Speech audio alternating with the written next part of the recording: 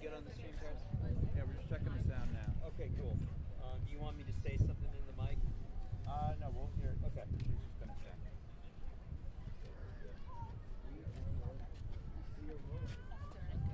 Good. So whenever you guys are ready to get started.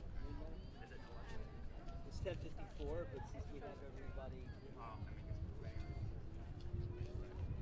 Oh, I didn't know we were ready. I mean,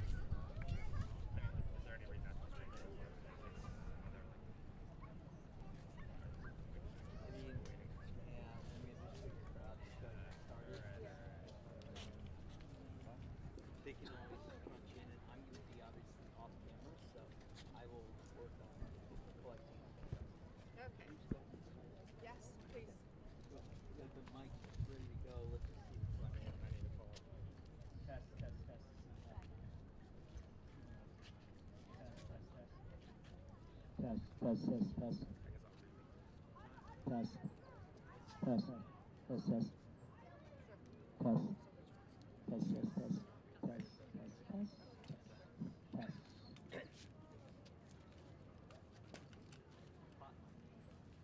Good morning. All right, gotta clear that throat. All right, good morning, everyone.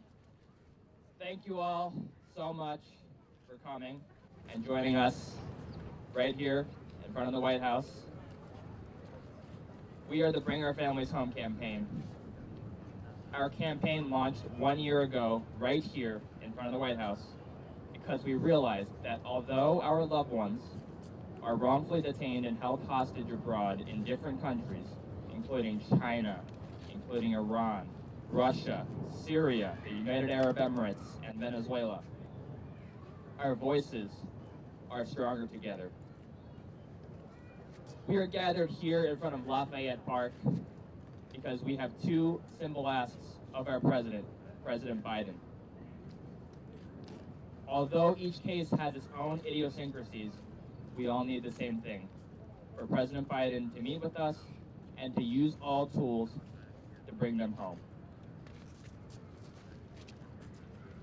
Hello, everyone. I'm Netta Shargi of the Bring Our Families Home campaign. We're very grateful to you for being here. Most of you know that this is Hostage Week, and this is now our second event as a campaign. We were at the mural last night holding a vigil, and we're now here. We're very fortunate to have with us so many former hostages who are here and interested in speaking to you and supporting the remaining wrongful detainees and hostages that are being detained abroad. We're so thankful for all of you for coming and joining us today. And that's it. I'll pass it over to the way that the day will go is we'll ask the former hostages who are interested to speak to you first, and then the families of current hostages will then speak after. Okay. Paris, can this get louder or no?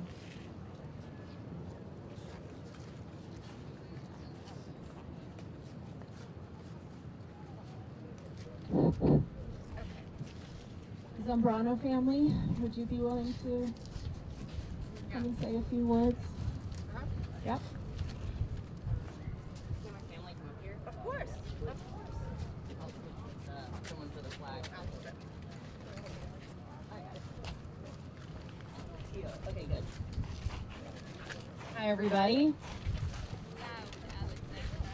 Loud. Oh, I can be loud. Be loud. Very loud. Okay, I'm Alexandra Zambrano Forsyth, and this is my family, a lot of my family. And this is my uncle, Jose Luis Zambrano, and my dad, Alirio Jose Zambrano, and I cannot believe that we are standing right in front of the White House right now. It's a miracle. So 1 year ago, I stood right here with my brother-in-law, Mickey Hill, and we were heartbroken and desperate to meet with President Biden in hopes that I could break through the noise and ask for him to prioritize bringing my dad and uncle home after almost 4 years of wrongful detainment in Venezuela. As family member after family member shared their stories of grief and perseverance, it was easy to see what had brought us all together: our love and devotion to our innocent loved ones.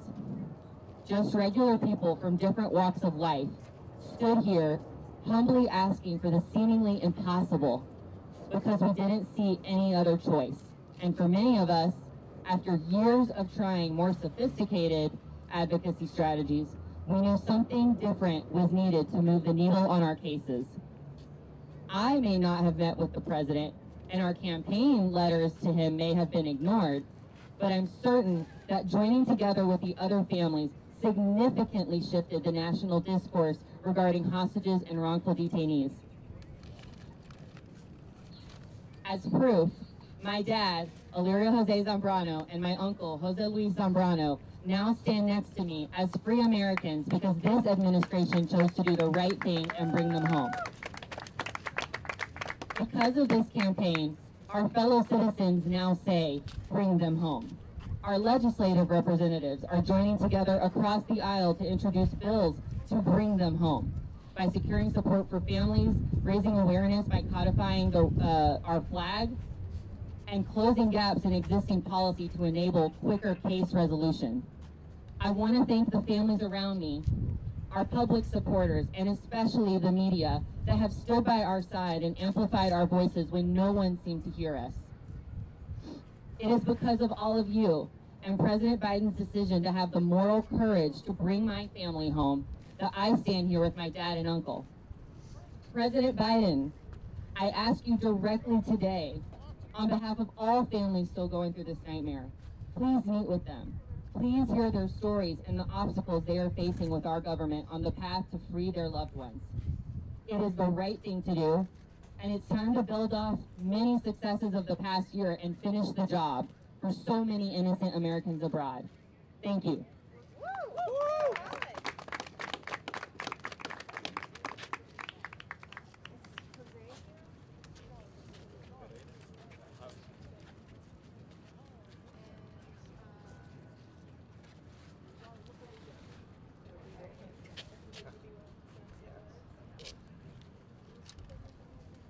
Good morning, everyone. My name is Jorge Toledo. I spent almost 5 years wrongly imprisoned in Venezuela, and I was one of the fortunate Americans that were released back in October 2022. I would like to start with just a brief thought. So, determination without action is just wishful thinking.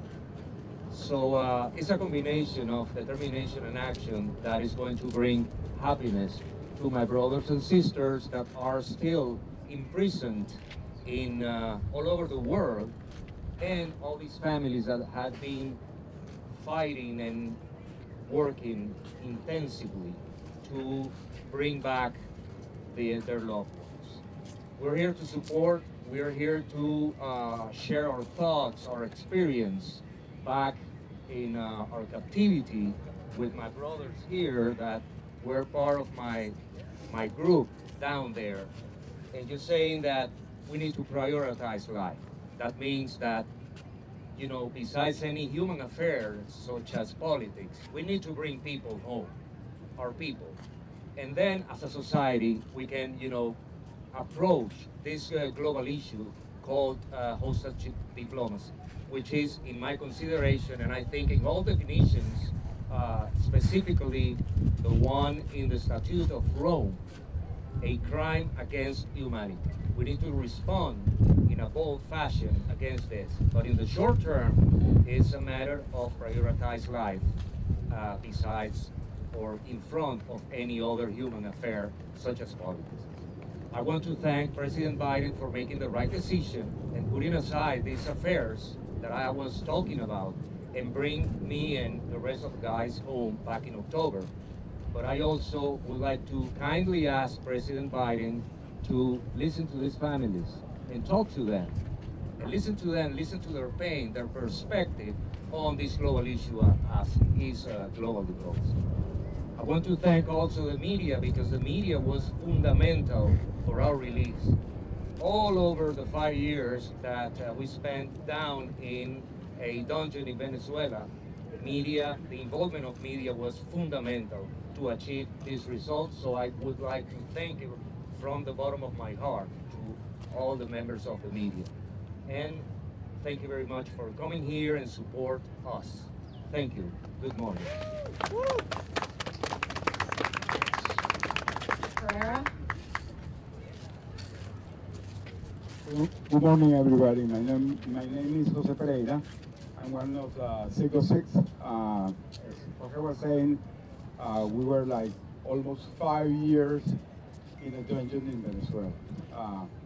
These type of events are so important because these type of events, the media can raise the awareness for all those that are left behind in all these foreign countries.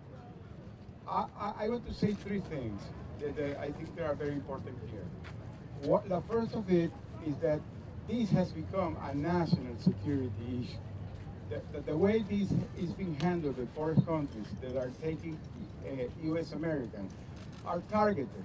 The U.S. Americans are not getting in the battlefield, are getting as hostages, as wrongfully detained in a lot of foreign countries. And this practice is growing and growing and growing. And this practice must stop. It must stop. I know the administration Biden, by the way, I am very grateful by the grace of God and the administration Biden that we came back because he really did the right thing to bring us back and we're here. It's a miracle. But more has to be done. It's in the right direction, but more has to be done. Because if more is not done, unfortunately, this is gonna become a nightmare for more families. So, this group that today is here, maybe it's gonna be bigger, and we don't want that to happen. So this has become a national security issue. I know that the U.S. government is looking at that way, but our voice is that please put it at the top of the level as a national security issue. The second thing that I want to talk is about the support of the family. Again, it's been a little bit better, and there is some amendment that I know they're going on in the Levinson Act, but this has to be approved soon, and it has to be psychological, logistical, and financial support for the family. This is so important. You cannot imagine. I will put you in the moment to think what will happen to your life if one of your loved ones goes through this. I can tell you, your life becomes a totally nightmare, a totally nightmare. That means that everybody that's caught, not only is in jail, the family comes in a jail. They become in not a physical jail. It's like a permanent jail. So I remember my kids, they told me that they were invited to a party, they didn't want to go. They were invited to a beach, they didn't want to go. They were invited to take a lunch, they didn't want to go.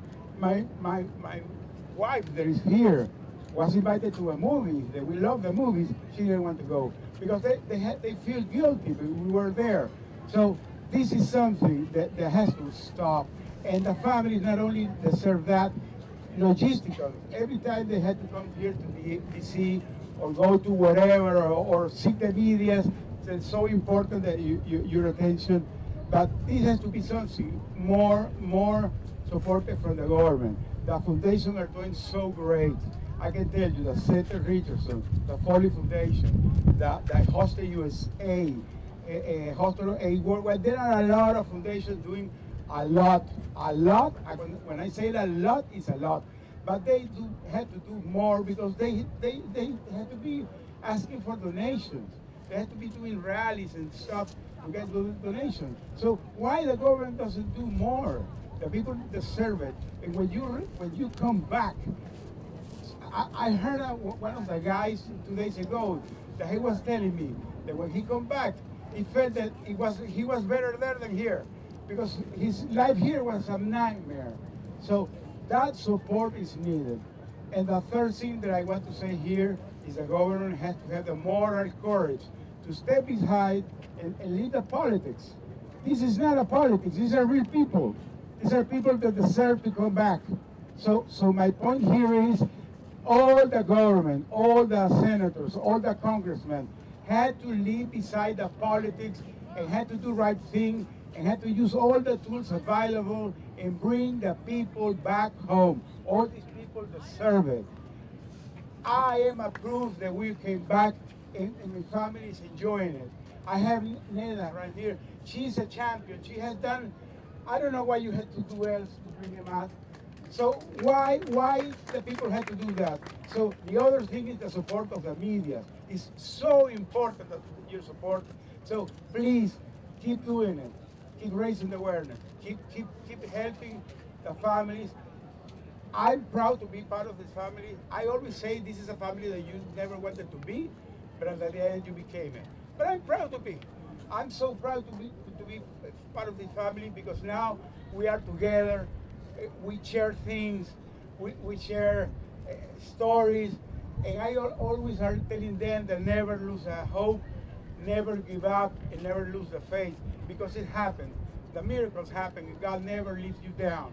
So again, do what the government has to do, whatever has to be done to bring the people back. This is so important that the message get. And come on, receive the families. They're in walking distance. Receive them. Receive the families. Tell them, we know they're doing things, but it's a 2 minutes. 2 minutes to say, hey, I'm doing the best. And it will be okay for the families.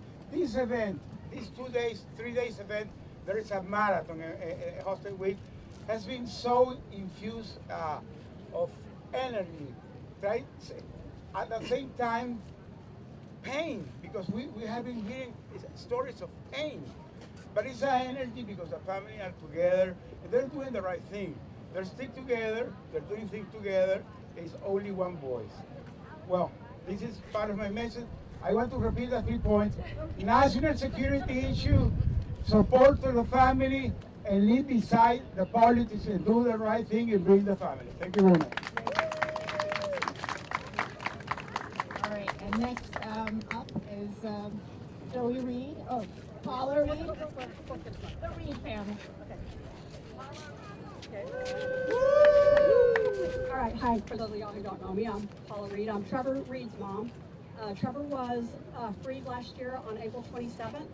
So he's been home with us for just a little over a year, and obviously we have President Biden to thank for that and making that decision.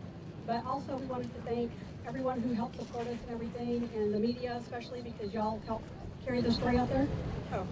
Y'all helped carry the stories out there and make everyone aware of the situation. I think we kind of got lucky. It was a lot of things that played into getting Trevor home. But one of the things I will say to the families who are still waiting for their day of reconciliation is don't stop. Just keep pushing as hard as you can. And sometimes they may tell you to be quiet, that's not nice or whatever, but push anyway. Because that's your loved one and they're just wasting their life away. And to me, that was the hardest thing to deal with, was the fact that I knew Trevor was just sitting there wasting his life. So we're glad to be part of this community. Even though Trevor is home, we're going to continue every way we can to help others. And if there's any families out there who would like to call us and reach out to us for support, we're happy to do that. So thank you all, the media, for being here and helping spread the word. I'd like to say something real quick. In particular, John Franks, Nikki Bergman, Governor Richardson, the Spiehal's office. Can I just talk like this? No. No? Okay. Okay, all right. So, we'd like to thank the Secretary of State. We'd like to thank the Secretary of State and, of course, the President. And we'd also like to thank all the members of Congress. In our case, we had bipartisan support. We have 57 co-sponsors on a resolution from both sides of the aisle in both houses of Congress. That's what we need. This is the one issue that Congress should be united on, and we need to join together in these things. We need to bring Americans home. While we have prisoners in our prisons that we gathered up around the world for crimes against the state, they're living in country clubs in our country's prisons. And then they're taking innocent Americans for the simple fact that they're Americans, and it's the only way they can get their people back. And they're living in squalor, and on the verge of dying, and these families are living, you know, by a thread every minute of every day, while our government goes through all of these political issues. Politics is what keeps our presidents from bringing our people home. They're afraid that there'll be pushback from the other party. We need to stop this. We need to start bringing our people home, and if it means trading prisoners that are in our wonderful prisons, probably some of them, it's a better life than they had back home. We need to get them out of here and get our people back, whatever it takes to bring our people home.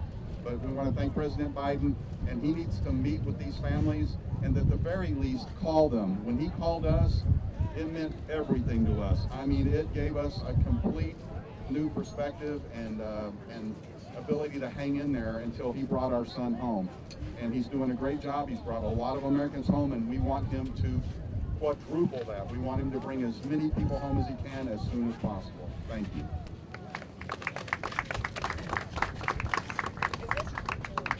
Is this better? Yes. It is better? Yeah? Okay. I'd like to ask Bob, please, to come. Bob advised Jeff Woodkey's family, and we are very happy to have Jeff home as well. How's this? Yes. Is this okay? All right. So Jeff would be here today. He was released 41 days ago after 6.5 years held by an Al-Qaeda cell in West Africa. He was chained almost every day of those 6.5 years. He was beaten regularly for those 6.5 years, and yet he is home free and well today. And that's due in large part to the efforts of many people. Jeff asked me to publicly thank Roger Carson, Speeha, Secretary of State Blinken, and President Biden for their efforts. But I want to say to all of you folks, he got out after 6.5 years of that. There's always hope. Keep working, never give up. And then we're in Washington, we're surrounded by America. But Jeff left behind 7 other hostages held by the same group who aren't Americans. Some are from large countries, some are once from Romania. There's no one working on their behalves. And Jeff is just committing himself to try to find a way to get those people home. And the media can help there as well. So to the media as well, thank you. Thank you very much.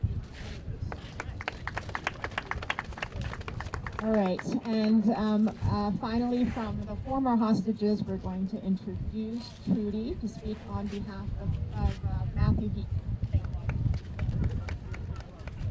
My name is Trudy Rutherford. Matthew John Heath is my nephew.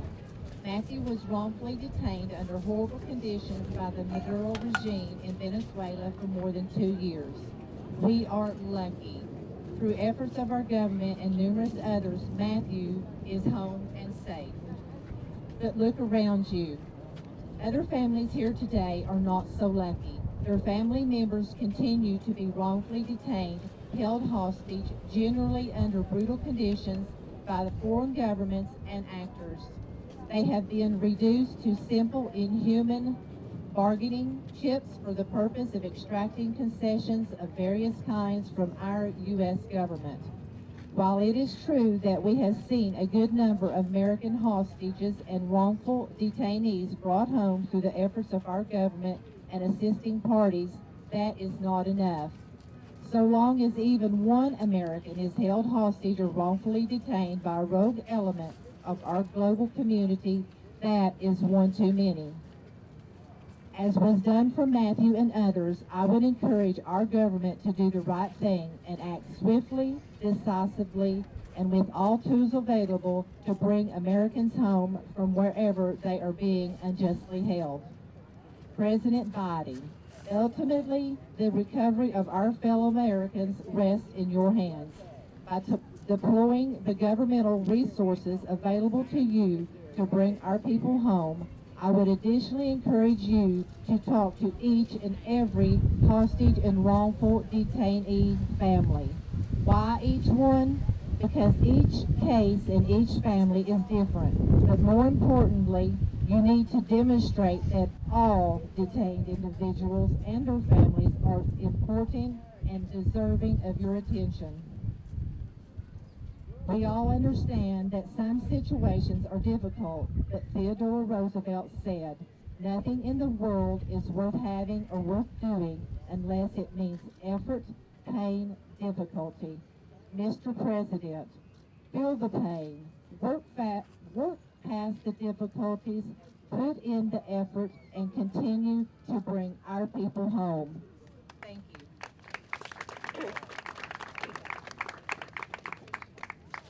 Well, you just heard all the success stories, and I want everyone to bask in the glory of that, and I hope next year we're gathered here with a larger crowd of former hostages. We'd now like to transition so that you can hear from families who are currently fighting hard to bring their loved ones home. Families, when you come up to speak, please introduce yourselves and your loved one and where they're being held for the media. But before we do that, is Diane Foley here? No? She's on her way, okay. Diane was kind enough to offer to speak a few words today, so we will wait for her to come. But we'll keep going with the program.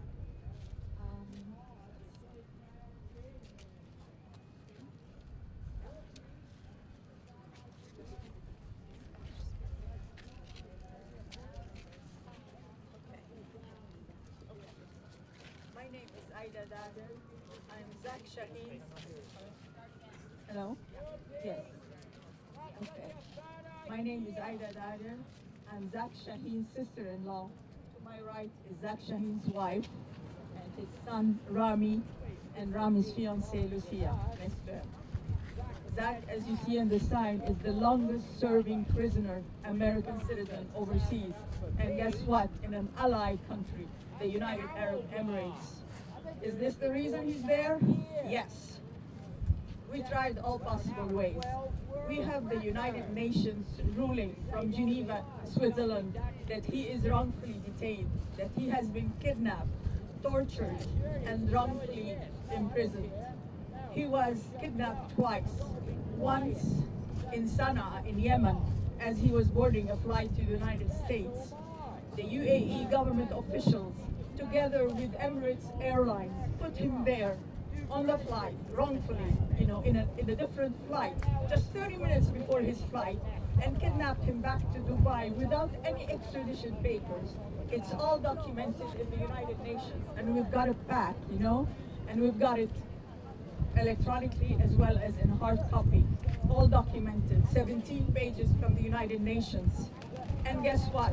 We submitted that to the State Department. And not only us.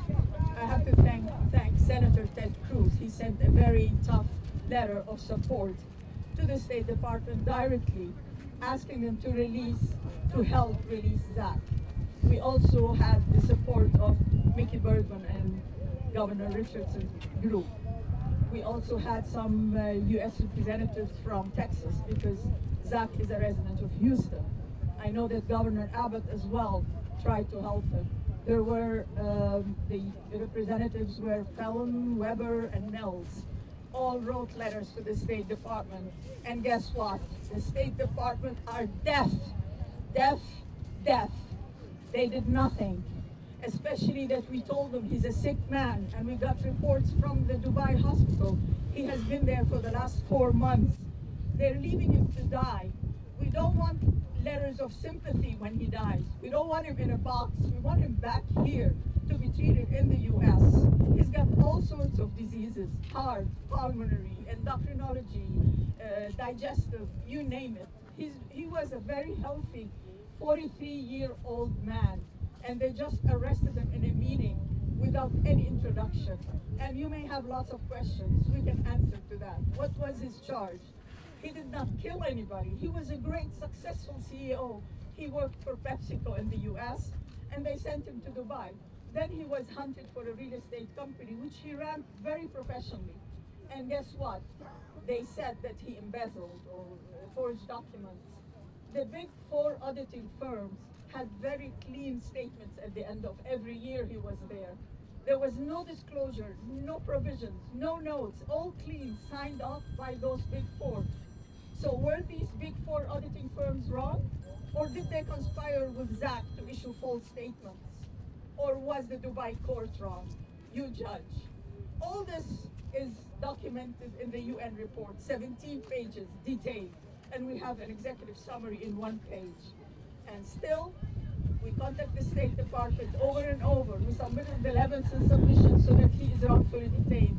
Human Rights Watch, besides the UN, labeled him wrongfully detained. Folly Foundation also labeled him wrongly detained. And the State Department, deaf ears. Are they deaf? I don't know. I mean, yes, we talk to them. We talk, and they just read from a paper. Yes, no, we have not labeled him wrongly detained. We keep reviewing. If you have something new, tell us. That's exactly what they tell us. We need the help. We need the support.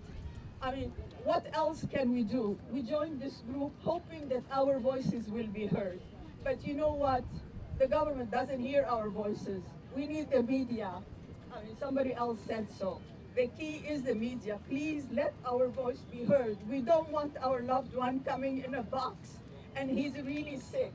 When we brought it to the media that he's sick and we need to bring him back after 4 months, they recently released him to jail and they're sending him every day, chained, you know, for day trips to the hospital. And they're not treating him well. They're waiting to kill him. He's been tried as a government employee, although he is a private company employee. And what's the difference? As a private company, even if he was guilty of all charges, he will be sentenced to 8 years. We got an official document, the lawyers got an official document from the legal department of Dubai Rulers Court that this company he ran was a private company, documented, all with us. We can show it. And guess what? The judge ignored that. He said, no, he's a government employee. And as a government employee, they have the freedom to sentence him as much as he wants. So he's serving a life sentence over there. He spent 15 years over there. Can you imagine how much is it? 5,500 days? And he's very sick. You can imagine being in prison for so long. He's 58 years old now, and he's almost on his deathbed. I'm sorry to say that in front of my sister, his wife, and his son. But that is the absolute truth. And not only him is in jail, his family is all in jail, you know. Day and night we cry. This lady, my sister, raised 2 children who were 10 and 15 years old for 15 years all by herself. What we need here is just the media.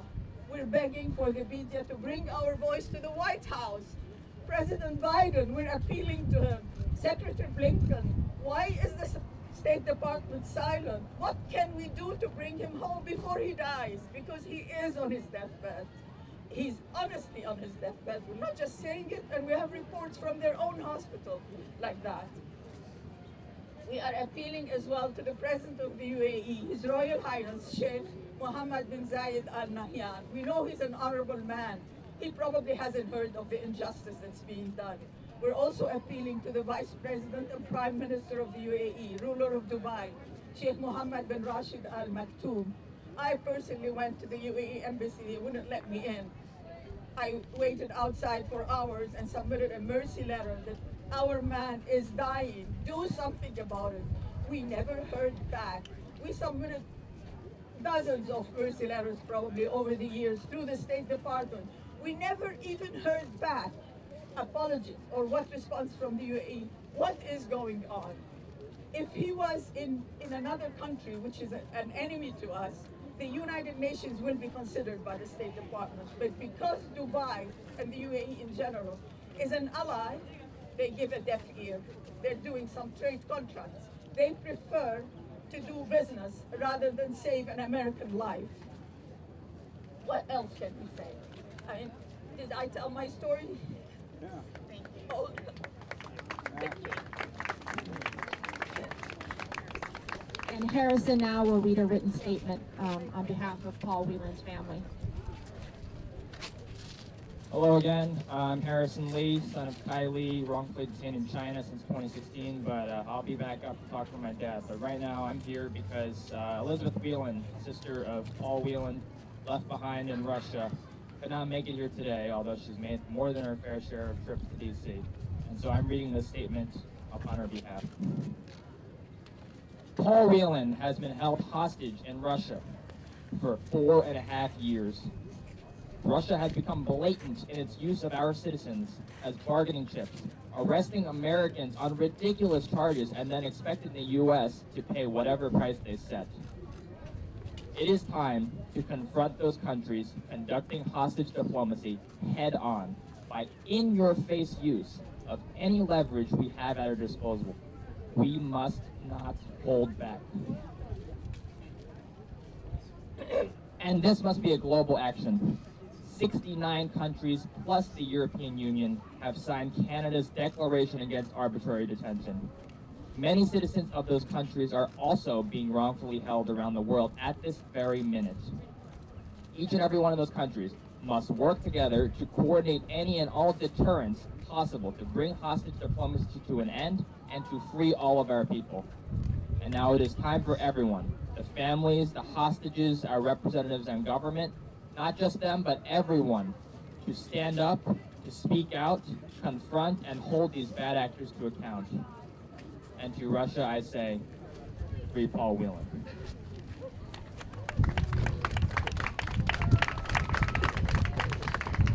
And now I'll turn it over to the families whose loved ones are still being wrongfully held in Iran.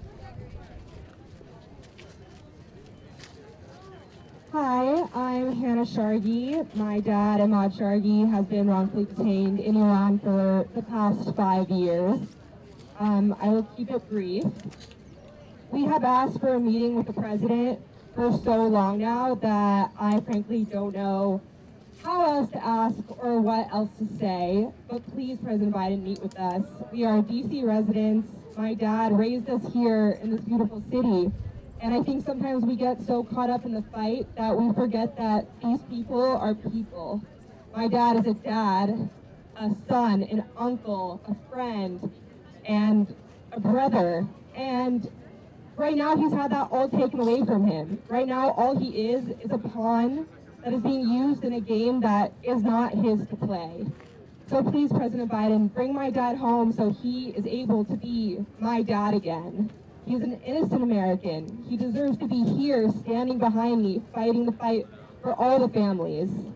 Please do what you can. Use every tool on the table to bring my dad home from Iran, back to Washington, D.C., where he belongs. Thank you all so much for being here today. Keep supporting us. Keep fighting this fight. Thank you. I would like to first thank the Bring Our Families Home campaign for creating this unique family for all of us that are living this nightmare. It's a large part of the contribution and advocacy of this campaign, along with the Foley Foundation that's helped bring home so many hostages this past year. I would also like to thank all of the wrongful detainees who are now home with us and standing by our side to help us till our loved ones are home as well. Seeing all of you here today helps our families hold on to hope and keep fighting to the end. You more than anybody know how much every single day matters. My name is Tara Tabaz, and I'm the daughter of Murad Tabaz, who's been wrongfully detained in Iran since January of 2018, along with my mother, Vida Tabaz, who's been there on a travel ban as well. The single most important element for a wrongful detainee to be able to survive this nightmare is to have hope. But how can they have hope when they continuously keep hearing that they're a top priority, but no actions have been taken? They need to be reassured that their names are known and that their country is coming to get them. The biggest fear for a hostage is being left behind. And the biggest fear for a hostage family is that it will be too late. My father is now 67. He has a history of cancer and has been hospitalized multiple times while incarcerated. I most recently traveled to Madrid to see my father's entire family, including my grandmother, his mother, who's now 94, with the same wish for 6 years to see her son again. President Biden just shared this past weekend how deep the pain runs when you have an empty seat at your table. I can't tell you the distress of not only having one seat empty at the table, but having two.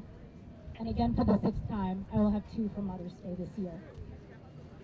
The easiest first step to give these hostages hope is that President Biden took time to meet with their families, to hear our stories firsthand.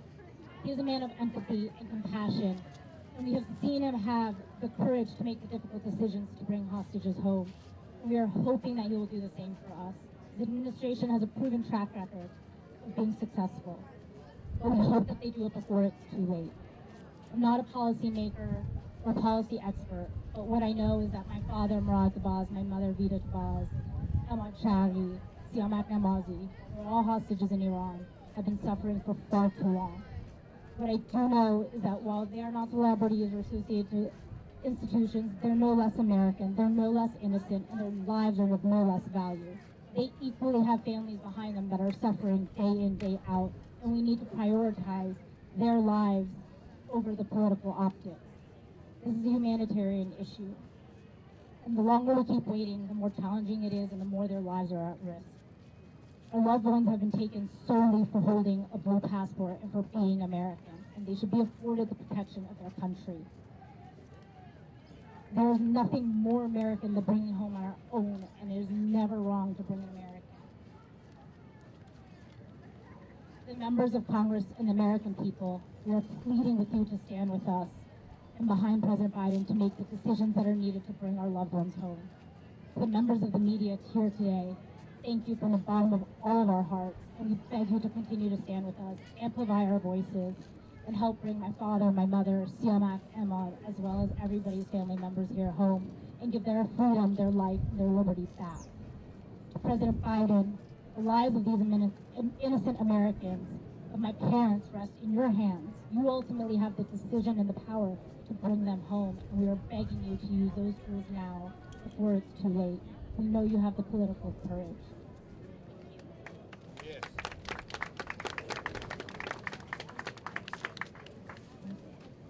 I also just wanted to speak on behalf of Babak Namazi, who is the brother of Siamak Namazi, wrongfully detained in Iran since 2015. From Babak, his brother. When my father, Bakir Namazi, was finally permitted to leave Iran last October, my family and I were thrilled. We allowed ourselves to hope again that my brother Siamak would be freed shortly.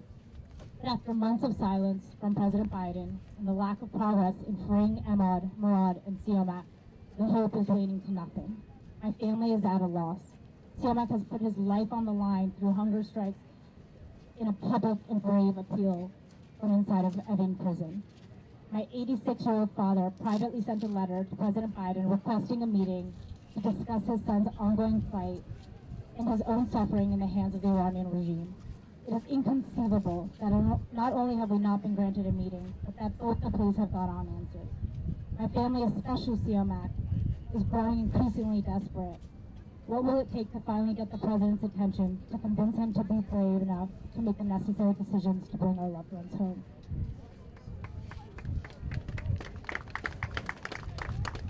And I'd now like to introduce Nahid Dalili, whose husband Shahab has been detained wrongfully in Iran since 2016.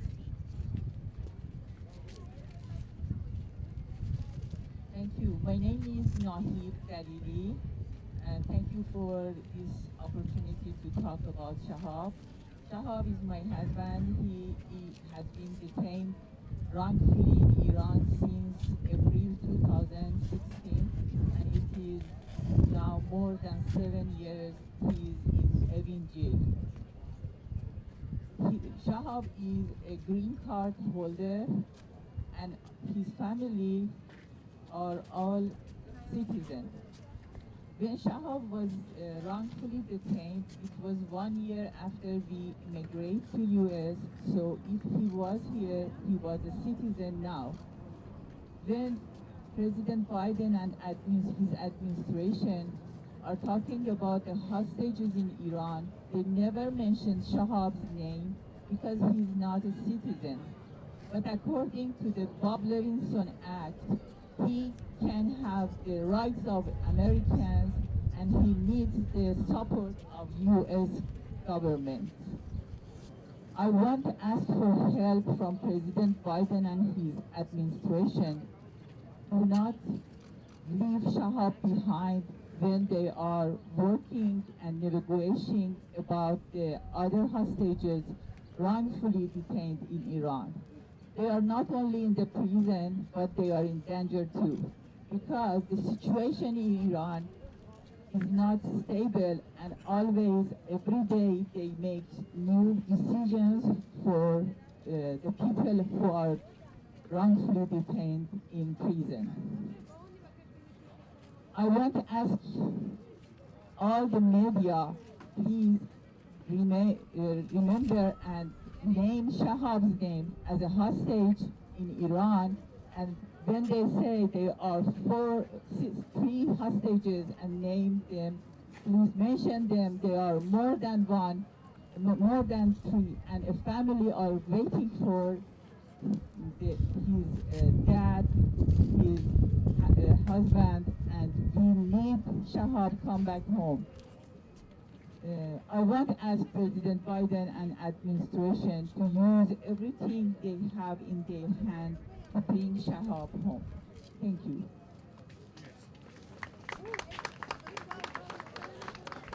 And now I would like to call forward the family of Avon Hernandez.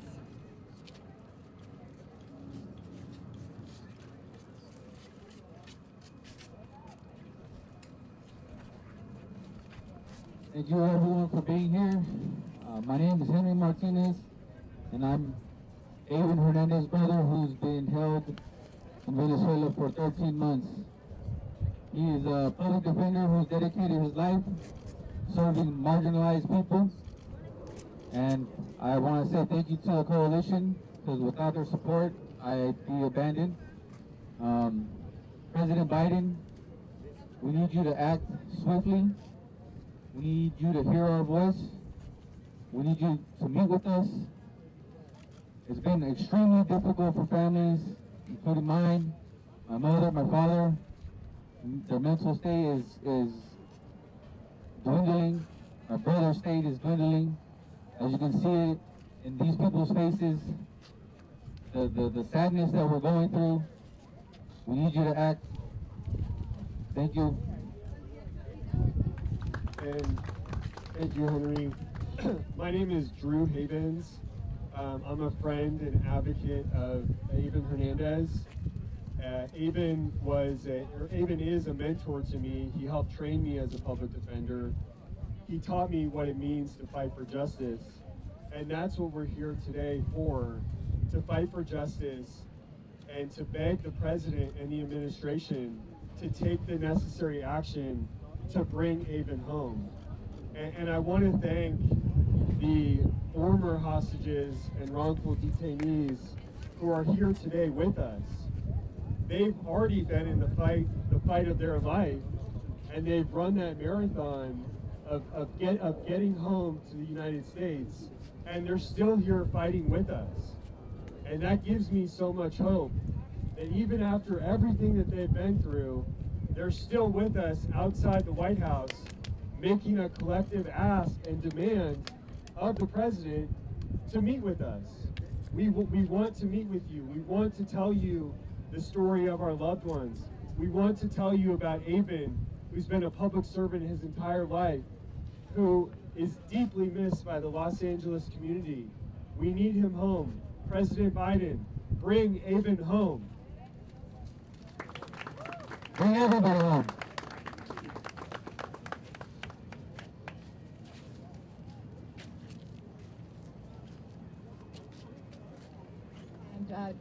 Jarrell Kennemore's family was not able to come and join us today. His family has sent a statement to read on his behalf.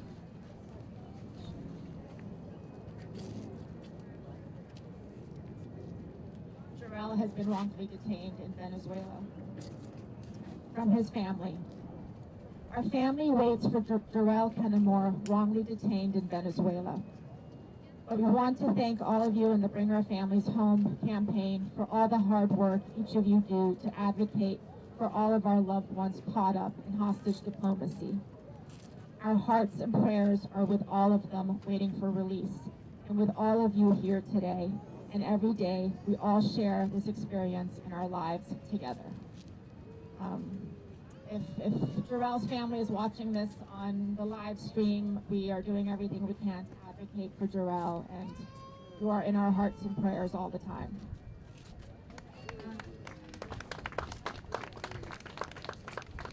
Now I will call forward the families who are being detained in China.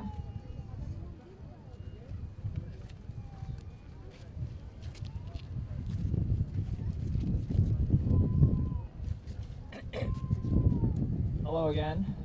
So this is my father, Kai Li, wrongfully detained in China since 2016. And, you know, fighting for him, fighting for the Americans detained around the world is a nonstop pressure campaign. And it's really, really hard sometimes to find the time to stop. But I will take a moment to do that and thank all of the support of everyone who's here. First and foremost, the media for covering our stories, and the people in the government, the State Department, the Speaker House office, the White House, members of Congress who have supported us.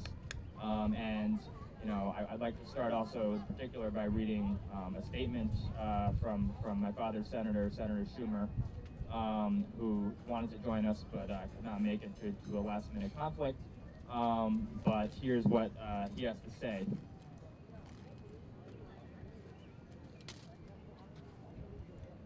We must continue to stand up for Americans being arbitrarily detained and wrongfully imprisoned in China and in other nations around the world.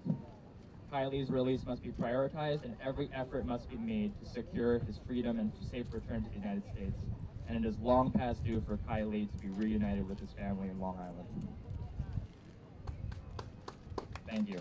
Now, you know, we appreciate all of the support and all these words, but, you know, appreciation and gratitude is not going to bring my dad home. It's not going to bring those wrongfully detained in China home. Look, these China cases, they're not new. They didn't just happen. The government has had many, many times across at least 3 administrations to bring us home. And, you know, the current administration, they brought home Americans from many, many countries around the world that you've heard from. But noticeably missing from that list is China. And we hear all these excuses from the government. Oh, you know, China is hard, right? And yes, there are unique challenges associated with that. But I just want to close with this. If we can get Trevor Reed and Brittany Griner out of Russia during the war with Ukraine, then we can figure out how to get Kai Li, David Lin, and Mark Swadan home out of China. So, you know, there's really no excuse. We're sick and tired of hearing excuses, sick and tired of hearing that our loved ones are the government's highest priority when, you know, my dad has been sitting in a jail in a cramped cell with 10 to 12 other prisoners, no climate control, for 6.5 years. And, you know, it's just not right. And it just, you know, we're not gonna rest. We're not gonna stop until our loved ones are home. So, you know, that's all I have to say. And now I'm gonna pass it over to Alice, who's the daughter of David Lin and has the unenviable distinction of being the case that's been the longest in our campaign. Thank you. Yes. Hi everyone, I'm Alice Lin. This is my father, David Lin.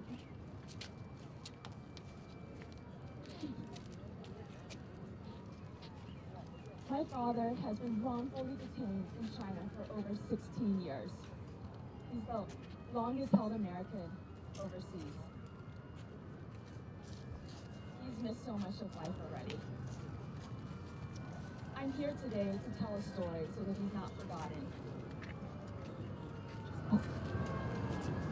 I'm here today to tell a story so he's not forgotten and left behind. He's already missed so much of life already. He missed my graduation. He missed walking me down the aisle. He missed the birth of his first grandchild, my son. My son is 7 years old now, and he asked me, Mama, why has everyone met their grandfather, but I haven't? Why have I never seen him? I don't know what to answer him. President Biden, we need your help to bring him home.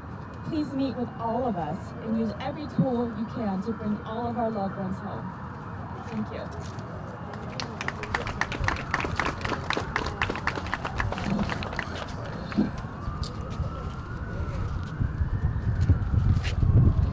we're going to go back to families whose loved ones have been wrongfully detained in Venezuela and ask the families of Luke Denman and Aaron Berry to come up if they'd like.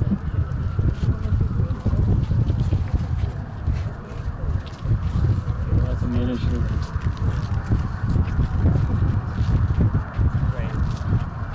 Hi, my name is Mark Denman. I'm the brother of Luke Denman, and I am here on exactly the 3-year anniversary of his being captured.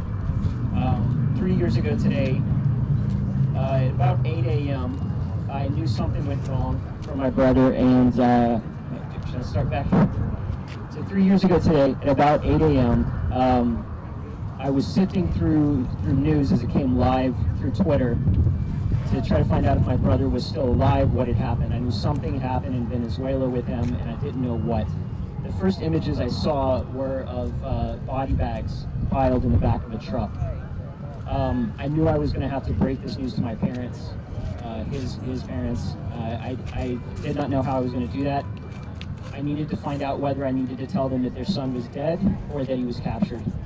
I keep digging through photos, and eventually I found a photo of several men hogtied on the ground, and in that photo I could see his arm. I recognized the tattoo there, and I knew at least he was alive for the moment. I didn't know what was next. Is he going to be executed live on TV? What's going to happen? Venezuela was claiming they had just stopped a U.S. invasion. I had enough information. I let my parents know. It's been 3 years since that day, and we have been trying to figure out what exactly went on and trying to get him home. Our current challenge is interestingly, in spite of the State Department's own legal proof, their own records about Venezuela, in spite of the fact that Maduro is a wanted narco-terrorist by the Department of Justice, somehow he can lawfully detain these 2 Americans. We've been recognized as wrongfully detained by the Foley Foundation and many other NGOs, but it seems that politics are standing in the way. There's a political thing going on there, and so here we are. Every day, Venezuela is still working to actively trade Luke and Aaron back to the United States. They want to send them home. The U.S. isn't engaging in that, and we are here again 3 years later fighting for the U.S. to follow the Levinson Act, their own law, designate them correctly and bring them home. I'm extremely grateful they're still alive. I am grateful that the Venezuelans see value in them and want to bring them home. These are 2 combat veterans that are being held there. They served this country for 7 years. They deserve better than to be held hostage because of politics or protecting somebody's career. Like some other cases you've heard, it's complicated, and anybody wants to do an interview, I always joke, I can give you the 5-minute version, I give you a 20-minute version, or we can talk for 3 or 4 hours. The bottom line is, you've got an unrecognized government narco-terrorist detaining Green Berets, and everybody else recognizes the legality of bringing them home except for State Department, and there's some political entanglements there. So put politics aside and bring people home. Thank you.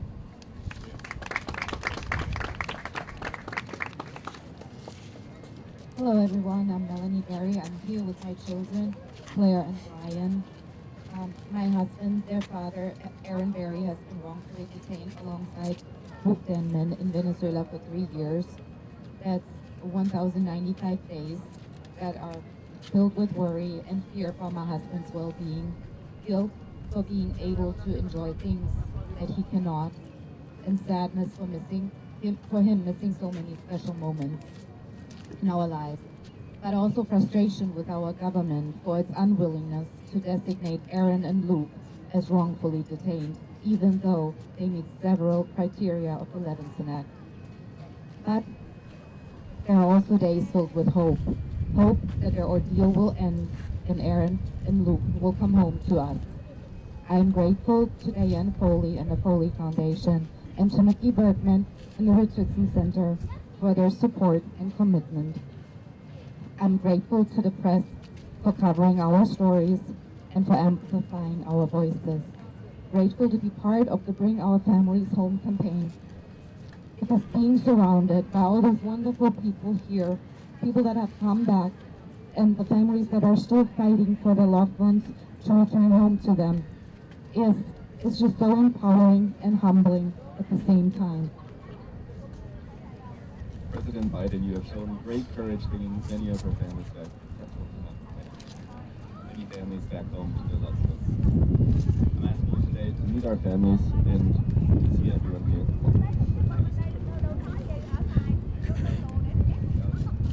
And to hear our stories, and to hear our stories firsthand, and to bring our loved ones back to us.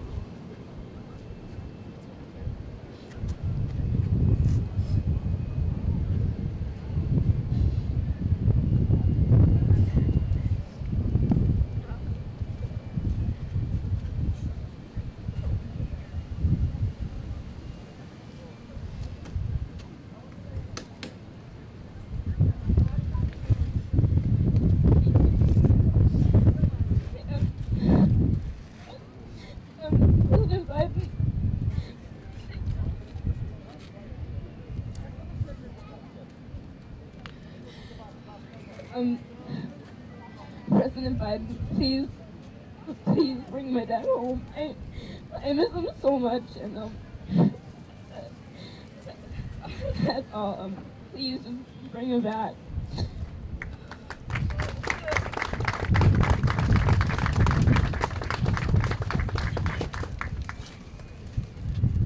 We have two families in our campaign who are being wrongfully detained in Syria. One is Austin Tice, and the other is Majd Kamel Maz. Would you, the family, please come up and say a few words? Good morning, everyone. This is a picture of my uncle Majd Kamel Maz, who has been detained in Syria by the Assad regime for the past 6 years. Actually, 6 years and 2 months. He dedicated his entire life to serve the everyone in need. He went to Bosnia after the war. He went after the catastrophic tsunami to Indonesia to help those affected by that. And today we are here to ask President Biden and Vice President Harris to bring our families home. It's been far too long. And bring them home. Kindly, please utilize all your resources and maximize efforts to bring them home, because their families and their grandchildren and their wives and mothers and brothers and sisters are waiting for them. Our lives are held up because they are not with us. And so please utilize all your resources to bring them home. And on behalf of the Kamel Maz family, I'd like to thank the Bring Them Home campaign and the Foley Foundation for their tireless work working to bring them home. Thank you.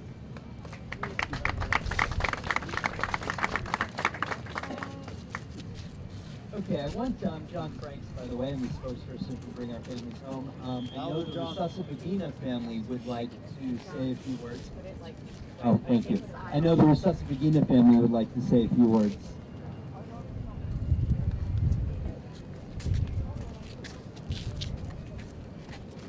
Thank you. We just want to say thank you to the Bring Our Family Home organization. Without them, I don't think we'll have done this. And just want to remind everybody that we're in this together. Our father is home, but we're still fighting. We're gonna keep fighting, and we'll come to DC every time one of us comes home. As a family, we become a family, and I keep fighting. So thanks again to everyone, John, to Mickey, to Spiha, everyone else who's been fighting, and we're so grateful. And like I said again, we're in this together. We're gonna keep fighting. Thank you. President Biden, please meet with all the families who are wrongfully detained abroad. Please meet with them and use all resources, every tool at your disposal to bring them home. These are Americans that are held just because they're Americans, and you represent them, you stand for them. Please, President Biden, bring them home.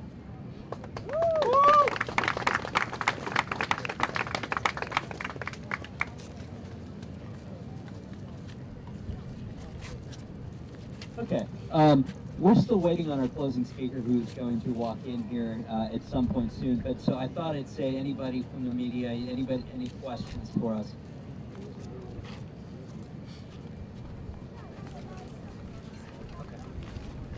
Great.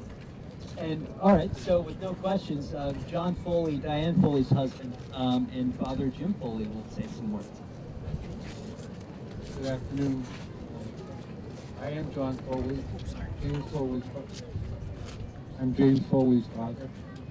He was beheaded in 2014 in Syria. We, for the past 9 years, have been attempting to help others bring their loved ones home.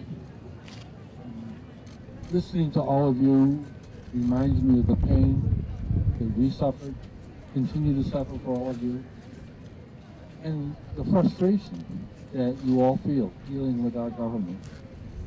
Jim, Stephen Sotloff, and 2 other Americans were basically ignored. And in total, there were 6 deaths that year. 6. Death is hard, but in some way it is no harder than having loved ones who are held continuously, who could come home if they were away, who could come home if we could get the right people to press the right button. Kidnapping is changing, you know. When Jimmy was kidnapped, there were fewer state actors. Now there are many countries who are doing this. And unfortunately, it makes the issue more difficult to deal with. It puts more on the plate of our government. And I cannot tell you how frustrating it is to try to get the government to help us. And we need help. There's no way that we as individuals can do this ourselves. I am heartened by the fact that we have brought approximately 19 folks home this past year, you know. This is a far cry from where we were in 2012 when Jimmy was captured, and in 2014 when he was killed, and when President Obama then set up the hostage fusion cells, and subsequent groups and have been formed to help. We are going to be tied together forever, all of us, because not one of us can make this work. All of us need to work together. All of us need to pressure our government, because yes, the government has the answer. You know, we need to make sure that we never let up on the pressure while any American is left in captivity. We also wish to call on President Biden to make sure that he in his office calls each and every one of you. There are some questions in my mind whether the dual national citizens are not treated quite as fairly as Americans. They need, all families need to understand that they have the government has their back. We are all citizens. And I think the other issue really is deterrence. This is a problem now, but unless we come up with significant, severe enough deterrence, it will continue. This is not a problem for today or tomorrow. It's a problem for us to bring our loved ones home. But then what happens? What about the next guy, the next woman?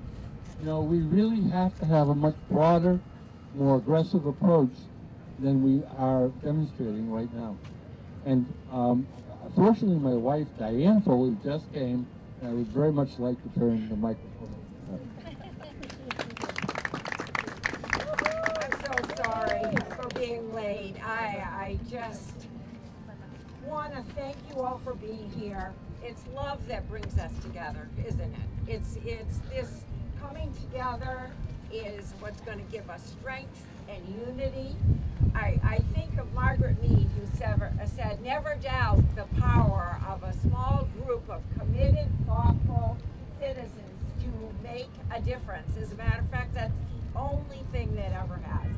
I didn't say that probably quite right, but this is this coming together because we care about loved ones who have been forgotten, far away from families, who feel abandoned, for families who feel that way about their loved ones, but also the media who's here, because you care also about the freedom of the truth and getting this to the American people so people know what's really happening. So I'm just so grateful to all of you, and I ask you to continue to stand with us together till we bring every single one of our Americans home. This is something we have to do step by step, but persevere. This is a movement that, thanks to the Bring Our Families Home campaign, we've begun to stand together to make this happen. And it is working. That is why we have a lot of people who come home. Thank God for that. And I just thank you all for that. And so all of you have been a part of that. And I'm so deeply grateful. But we've only just begun, because we have other people who desperately need your support. And so let us stand together. Let us stand together with hope and faith and heart, and a lot of love in our hearts, because that's what's going to get us through this. So God bless you for being here. Thank you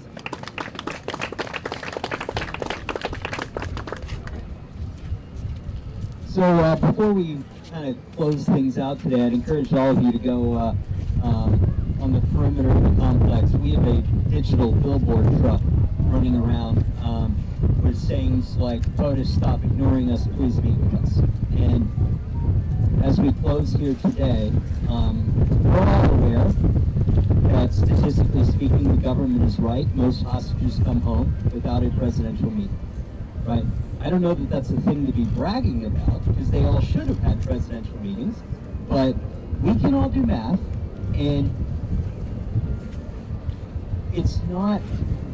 it misses the point. These folks need to hear directly from their president that he's got their backs.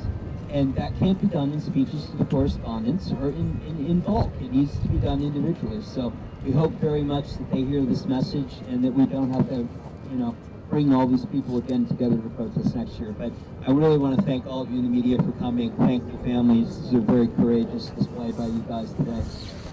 You're an inspiration to me every day. Thanks so much, everybody, for coming.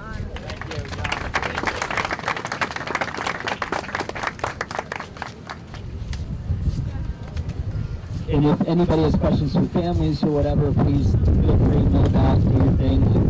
We'll be looking for pictures. Thanks again for coming.